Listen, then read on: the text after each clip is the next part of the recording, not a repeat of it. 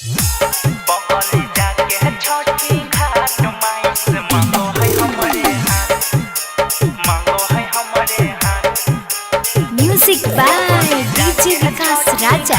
माई से मांगो है हमरे भोर कार्तिक भोरे नहा के करो है पूजा पाठ। भोर कार्तिक भोरे नहा के करो है पूजा पाठ। बगली जाके छठी घाट माई से मांगो है हमरे हाथ। बगली जाके छठी घाट माई से मांगो है हमरे हाथ। हके तनु महना करो है नहीं मनो है हमर बात। हके तनु महना करो है नहीं मनो है हमर बात। बगली जाके छठी घाट माई से मांगो है हमरे हाथ। बगली जाके छठी घाट माई से मांगो है हमरे हाथ। बगली जाके छठी घाट माई से मांगो है हमरे हाथ। Sachin recording studio Saharsa.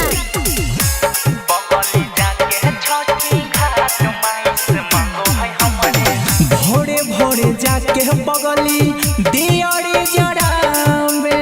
सूरज गोसाइया के मन से मनावे।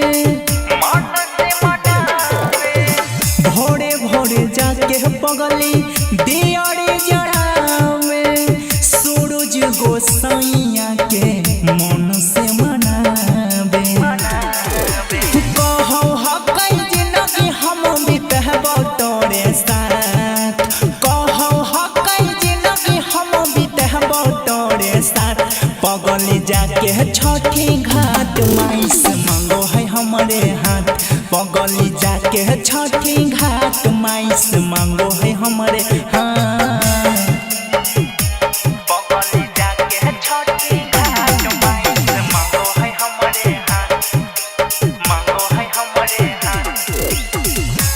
बगली जाके छठी घाट माई से मांगो है हमरे हाथ। यो मोर यही खातिर बने गेल साथी। शादिया से पहले माने हमरे के पति। हमरे के पाती यो मोर यही खातिर बने गेल साथी। शादिया से पहले माने हमरे के पति। राइटर कृष्ण से कहो है लहदाओ खेक डांट। राइटर कृष्ण से कहो है लहदाओ खेक डांट। बगली जाके छठी घाट माई से मांगो है हमरे हाथ। बगली जाके छठी घाट माई से मांगो है हमरे हाथ। Sachin recording studio Saharsa.